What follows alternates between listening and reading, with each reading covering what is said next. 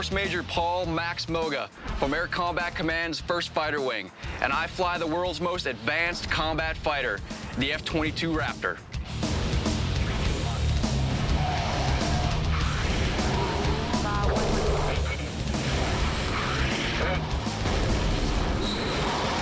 As the host of Showdown Air Combat, I'm going to take you to a place few people have ever been before. Right into the cockpit as we relive some of the most compelling dogfights of all time. In fact, I'll be flying in a chase plane to describe the action as we reconstruct these epic duels with restored versions of the classic warbirds that fought them. We'll also analyze the remarkable technical features, examine the groundbreaking tactics, and get to know the extraordinary pilots who flew these planes on the original missions. It will be an incredible journey, and I'm going to be your guide every step of the way. Welcome to Showdown Air Combat.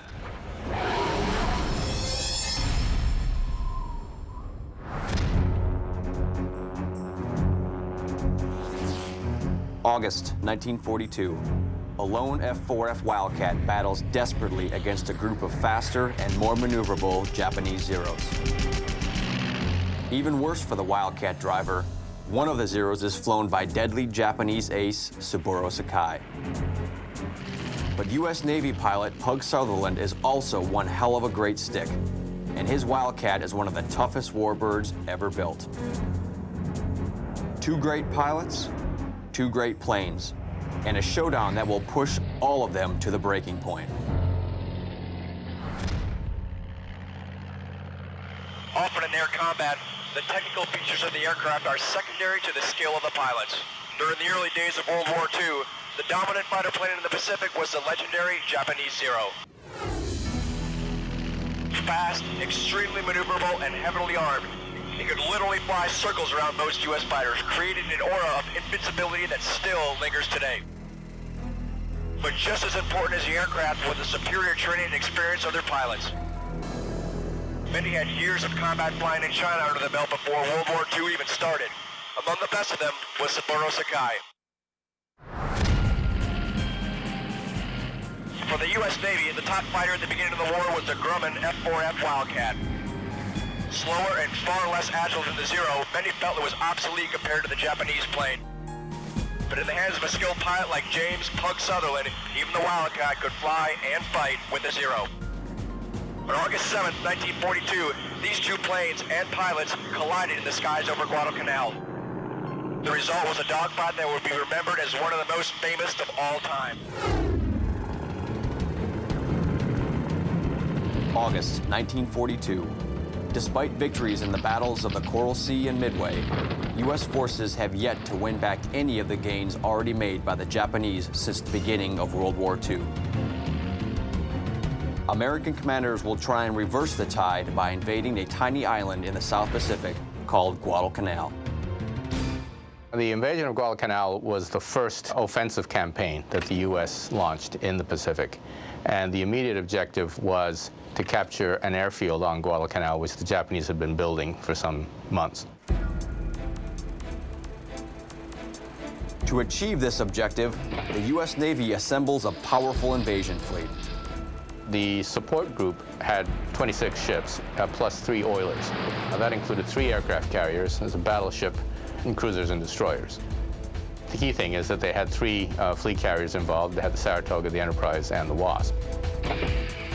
These carriers bring a variety of strike aircraft to support the troops once they're ashore. The total number of aircraft on the 3 carriers was 237, of which 234 were operational. And they were made up of 98 fighter aircraft, and then the rest were dive bombers and torpedo bombers. All 98 of the fighters are the F-4F Wildcat, which has been the workhorse U.S. naval fighter since the beginning of the war.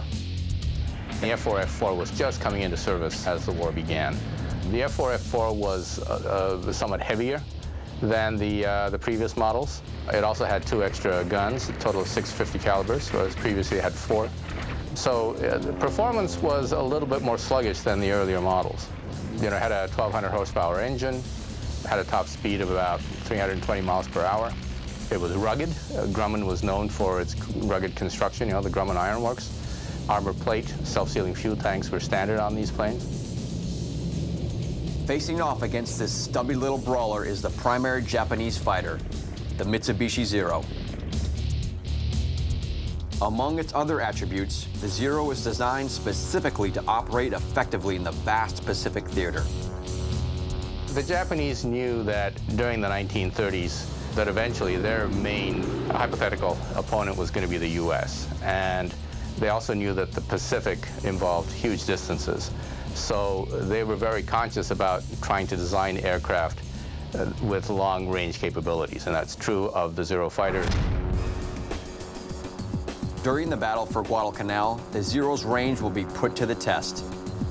That's because the main Japanese operating base in the area is at Rabaul, 560 nautical miles from the invasion beaches. By way of illustration, that's essentially about 100 nautical miles further than the distance between airfields in eastern England to Berlin. And it wasn't until the P-51 Mustang in its Merlin engine version came along at the very end of 1943, December of 43, and really into 1944, is when the Mustang finally gives the 8th Air Force the capability of escorting their bombers all the way to Berlin and back. Well, you have to realize that the Japanese Zero fighter, they were flying escort missions even longer than those distances involved with the P-51 in Europe from the very first day of the Pacific War. And then when the Americans landed Guadalcanal, they have to fly a mission from Rabaul down to Guadalcanal, which is about 560 nautical miles. It's the longest single-distance escort missions the Zeros ever flew.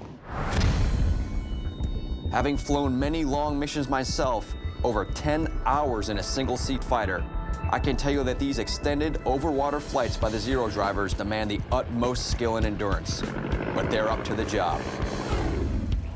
Pilot training in the Imperial Japanese Navy, both pre-war and in the early months of the Pacific War, was extremely rigorous. It was probably the most rigorous in the world, actually, at that time. And it was also extremely selective. On the U.S. side, the program was certainly not anywhere near as exclusive. They still received excellent training, especially during those unpressured pre-war years.